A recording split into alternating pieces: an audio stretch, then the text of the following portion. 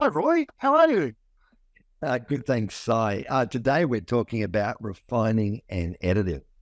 And you've had a lot of experience with this, Si. I know that you've done so many resources. And when the team is finished creating a resource, you think, oh, this is finished.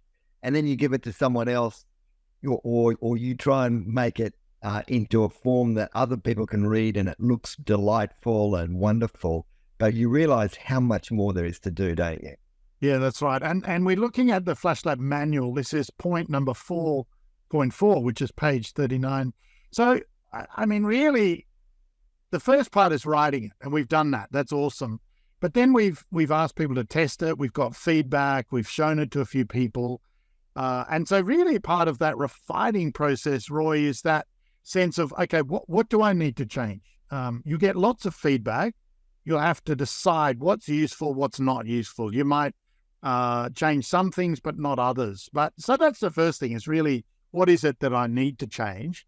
And then we go into that sort of refining, polishing process, don't we? And Yeah, and you one might of the need, things you might want to look at. yeah, well, you might need some other people to help you with this, some different type of people. This is a really great job for detailed people.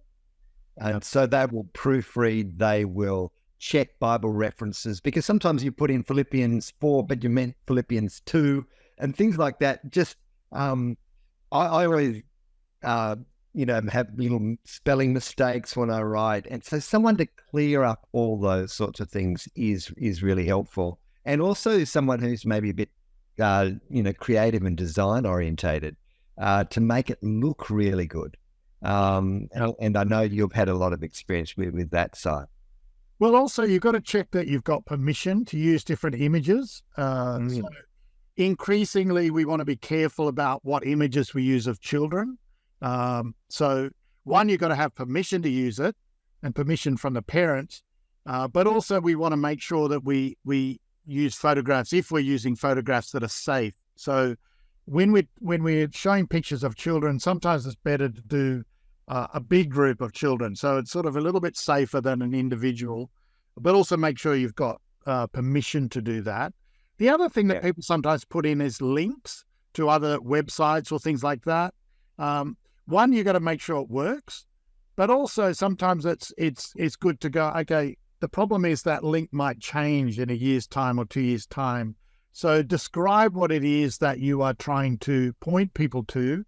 And if you do use a link, make sure the link works, and be fair on other people. So we don't want to just take other people's copyright material and put it in our things. We try to create things that are fresh and new and that are safe and that we have permission to use.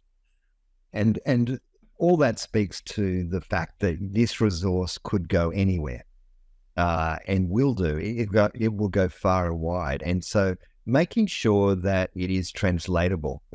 So editing it in terms of, words that everyone will understand, not highly technical or very specific words to a region of the world. And also there may be too many words. When you first write it, you'll use 100 words to describe something. Once it's edited, you may be able to describe that same game in 30 words.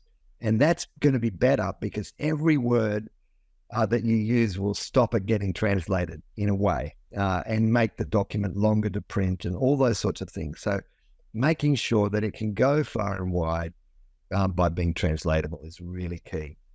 Excellent, Roy. Great point. So we've done all of this work. We want to make sure we can do that last little finish line, get it out there, and then see the Spirit using this to help people worldwide. So thanks, Roy. Awesome. Yeah, absolutely. Thanks, Si.